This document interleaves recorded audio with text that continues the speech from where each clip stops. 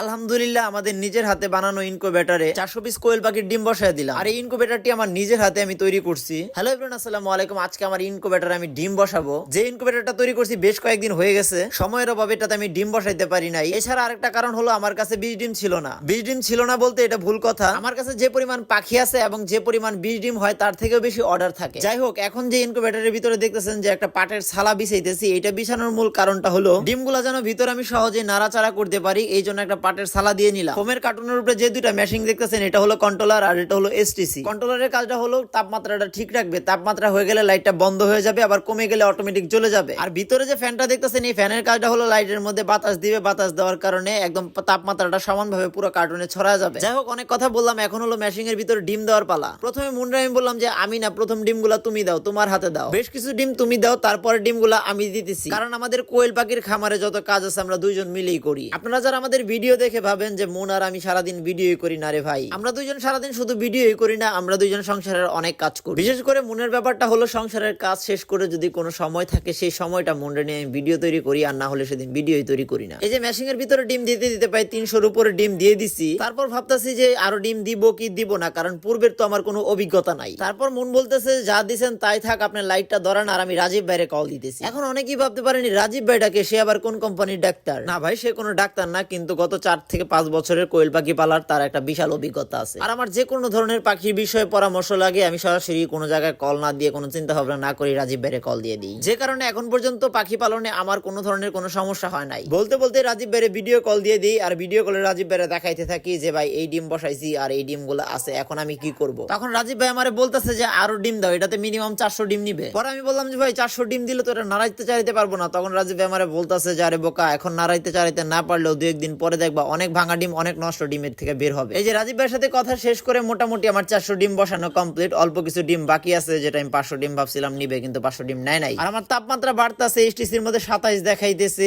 আর কন্ট্রোলারের মধ্যে আরো বেশি আছে, আর আর্দ্রতা দেখাইতেছে 91। কন্ট্রোলার আর এসটিসির মধ্যে একটু ব্যবধান থাকে, কারণ দুইটার সেন্সর থাকে দুই দিকে। আর এটা তাপমাত্রা থাকে হলো 37, সর্বোচ্চ 37.7 যায়। 7 গেলেই মনে করেন লাইট অফ হয়ে যায়, আবার 5-3 এরকম আসলেই মনে করেন যে লাইট জ্বলে যায়। যাই হোক, আপনাদের সাথে অনেক কথা বললাম। আর আজকে হলো 21 তারিখ, আমি ডিম বসাইছি। আমি যেহেতু 21 তারিখ সকাল সকাল ডিম বসাইছি, আগামী মাসের মানে ডিসেম্বরের 7 তারিখ ডিমটা ফুটার সম্ভাবনা আছে। 7 তারিখে হবে 16 দিন, আর যদি 8 তারিখ ফুটে তাহলে হবে 17 দিন। নরমালি কোয়েল পাখির ডিম গুলা 16 থেকে 17 দিনই ফুটে। আমি জানি না 400 ডিমের মধ্যে কতগুলা ডিম ফুটবে, কতগুলা বাচ্চা হবে। অভিজ্ঞ যারা আছেন একটু পরামর্শ দিয়ে যাবেন, কারণ আমি জীবনের প্রথমবারের মতো ইনকুবেটর তৈরি করছি এবং সেই ইনকুবেটরে ডিম বসাইছি। যদিও এর সাথে একজন অভিজ্ঞ মানুষের পরামর্শ আছে। তারপর আপনারা অনেক অভিজ্ঞ ভাই আছেন, খামারি ভাই আছেন, তারা একটু জানা যাবেন যে আমি যে নিয়মে যেভাবে ডিমগুলা বসাইছি ঠিক আছে কিনা, এতে কোনো ভুল আছে কিনা। তো আজকের ভিডিওটা আমি এই জায়গায় শেষ করছি। সবাই ভালো থাকবেন, সুস্থ থাকবেন, আর আমার জন্য দোয়া করবেন। কোন জেলা থেকে ভিডিও দেখতেছেন সেটাও কমেন্টে জানিয়ে যাবেন।